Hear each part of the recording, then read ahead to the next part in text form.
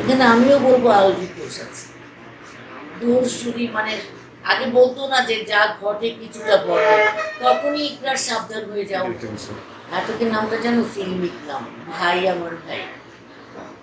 এখানে আমি আমার আমার মেয়ের মা আর কি, আমি আমার সাথে কাজ করছে রিনা খান, সে হচ্ছে ছেলের মা। এতদিন এখানে সবাই রিনা খানকে নেগেটিভ চরিত্র দেখে আসছে। এই নাটকটার মজার ব্যাপার কি, আমিও নেগেটিভ, দুজনেই নেগেটিভ। আত্মহত্যা কোনো সলিউশন না, এটা আমরা জানি। এখন যার যায় সে বোঝে। ওদের মধ্যে আসলে আমি তেমন কিছুই দেখি নাই কখনো যে হাজবেন্ড ওয়াইফ আমাদের সামনে ঝগড়া করেছে বা কোনো কিছু নিয়ে ওদের মধ্যে মান অভিমান ছিল। আমি এটাকে একটা পারফেক্ট ওয়াইফ যা করে তাই করতে দেখছি। আলভি যদি মানে এটার বাসার আশেপাশে বা ঢাকায় কোনো শুটিং হয়, আলভিকে কখনো বাইরের খাবার খেতে হয়নি। সেই মেয়েটা যেভাবে হোক তাকে লাঞ্চ পাঠাতোই, আর সেই লাঞ্চ শুধু আলভি একা খেত না, আমরা সবাই খেতাম। তার মানে আবার এই মেয়েটা একা একা সারাক্ষণ তো আলভি শুটিং নিয়ে ব্যস্ত থাকতো।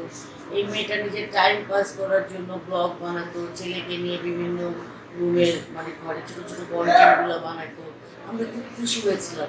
সবচেয়ে বড় ব্যাপার ইকরা একটা সমস্ত সিঙ্গেল মাদারকে নিয়ে একটা গ্রুপ করেছে, হ্যাঁ মাদারদেরকে নিয়ে, যেখানে সিঙ্গেল মাদাররাই বেশি ছিল, যারা খুব আপসেট থাকে, যারা তোমার সন্তান মানুষ করতে গেলে কত কিছু সম্মুখীন হয় সমাজে, ওদেরকেও কাউন্সিলিং করে করে বুঝাইতো।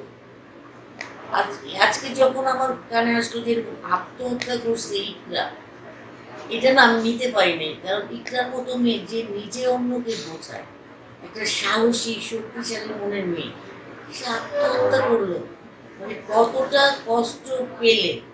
ওকে তো দেখছি রিজিককে আলভিকে কি পরিমাণ ওদের মধ্যে ভালোবাসা ছিল, তার মানে কষ্টের পরিমাণ কতটা বেশি বলে তার নিজের সন্তানের কথা সে চিন্তা করলো না।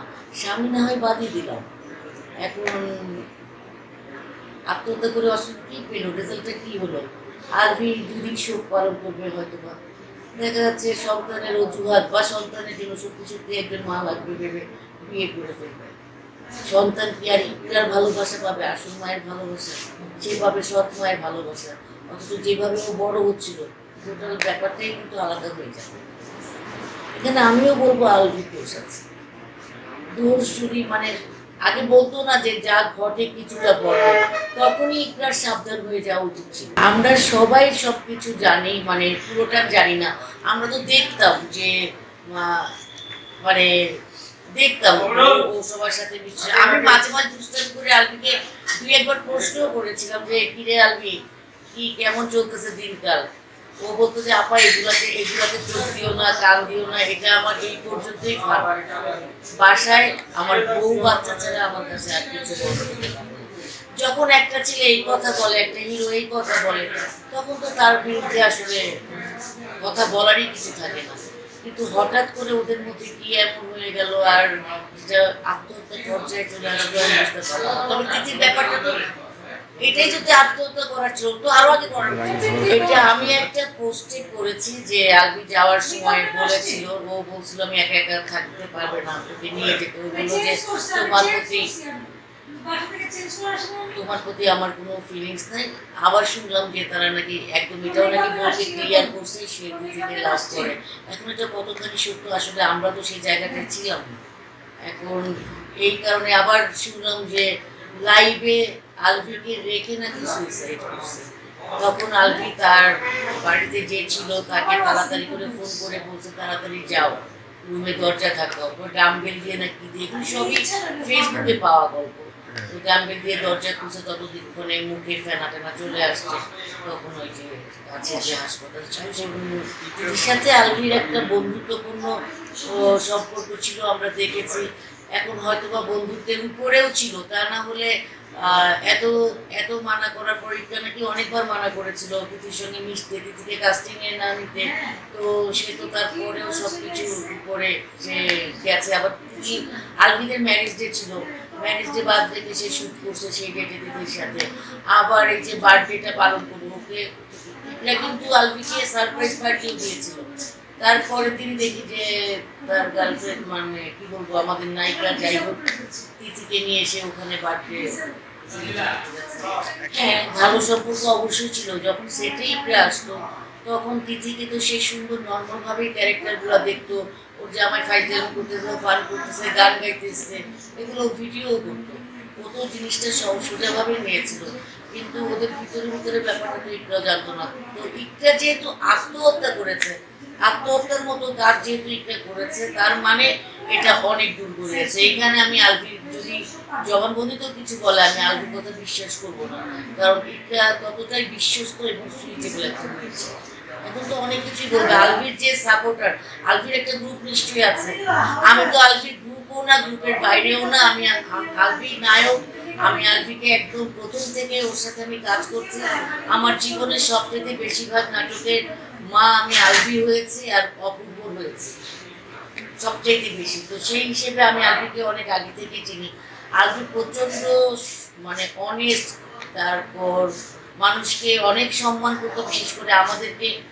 যখন কিছুদিন ধরে আলভি সম্পর্কে আমি শুনতেছিলাম যে কি বলে লুচ্চা, কি মেয়ে অনেক গার্লফ্রেন্ড নিয়ে মেনটেন করে, তারপরে কাউকে ছাড়ে না, কিন্তু আমাদের সাথে আজ পর্যন্ত আলভি সেইভাবে কোনো রকম সরাসরি দুর্ব্যবহার আলভির কাছ থেকে আমি অন্তত পাইনি। তো এই জন্য আমি ওকে ভালো বলবো। কিন্তু এই মারা যাওয়ার ব্যাপারটা, হাজবেন্ড ওয়াইফদের রিলেশনের ব্যাপারটা আসলে কতখানি কি করলে, এটা তো আর আমাদের সাথে ওরা শেয়ার করবে। শুনেছিলাম আমিও যে জুয়াতে হেরে গিয়ে আলভির ফ্ল্যাট বিক্রি করতে হয়েছে, ফ্ল্যাট বুকিং দিয়েছিল, ওর ফ্ল্যাট তখনও হয়নি। তারপর ওর একটা চ্যানেল ছিল যেটা রথের সাথে করেছিল একসাথে ওরা, যেটা দিয়ে শুরু আলভি, সেই চ্যানেলটাও আলভি নাই সেখানে। সে ওই চ্যানেল থেকে বের হয়ে সে কিং নামে একটা চ্যানেল করেছিল। তো সেখানেও কিছু নগদ টাকা পয়সা সবই নাকি জুয়াতে হেরেছে। এখন জুয়া তো খেলতো দেখতাম, এখন হারা জেতাটা তো জানি না, এটা আপনার মতো আমরাও শুনেছি, ফেসবুকে দেখেছি, গুজব শুনেছি। জুয়া তো আলভির জন্য না, জুয়া তো আমাদের সবার জন্যই খারাপ একটা জিনিস। অবশ্যই কি অনেকটা কথা আছে, পুরুষের জন্য সবচেয়ে খারাপ কি, মদ, মেয়ে, জুয়া। এখন তিনটাই যদি একটা পুরুষের মধ্যে থাকে, তো সে তো খারাপ হতে বাধ্য। তো এখানে তবে আলভির উচিত ছিল, ও যখন এত বড় হিরো হয়ে গেছিল, ওর উচিত ছিল ওর বাইরের ব্যাপারগুলো, ওর বদ অভ্যাসগুলো মিডিয়ায় যেন না মিডিয়ায় না আনা। কিন্তু সেগুলো কিভাবে ওর বিশ্বস্ত লোকেরাই এনেছে। আলভির সম্পর্কে এখন যারা বদনাম করুক আর যাই করুক, যে যাই বলছে, তারাই আলভির সাথে হ্যাঁ হ্যাঁ করেছে, যার কারণে তো সাহস পেয়েছে সবার সামনে সে ভুল কাজগুলো করে। এখন আমরা জানি না বলে, এখন আমি যদি শিওর দিয়ে আমি কিছু বলতে পারবো না। ইকরা কেন আত্মহত্যা করলো সেটাও বলতে পারবো না, তিথির সাথে ওর কতখানি সম্পর্ক সেটাও বলতে পারবো না। সবার মতো আমিও শুনছি।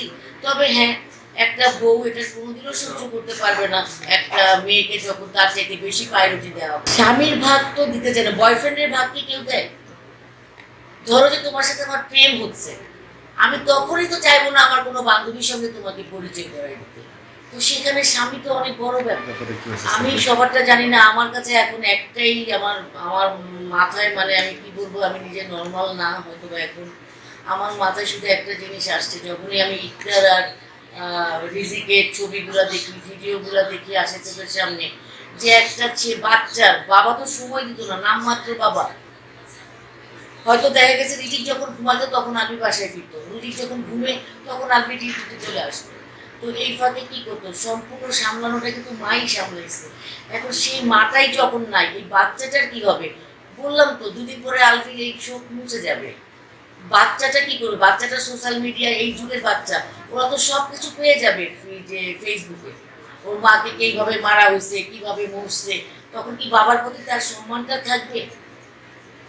তখন ছেলেটার ভবিষ্যৎ কি হবে? এটাই হচ্ছে আমাদের ভাবনা। আর ইকরাকে বলবো, ইকরাকে বলে লাভ নাই, এখন সে নাই, ও একটা ভুল করছে। আত্মহত্যা আসলে কোনো কিছুরই সমাধান না। ও ডিভোর্স দিয়ে দিতে পারতো, মেলামেশা হচ্ছে না বা ওদের মধ্যে কোনো কিছু হচ্ছে না, ও ডিভোর্স করে ফেলুক, ছেলে নিয়ে আলাদা হয়ে যাক বা কিছু একটা করুক, বা চাকরি বাকরি করে পরে ছেলেকে নিয়ে যাক, একটাতে তো সমাধান ছিল।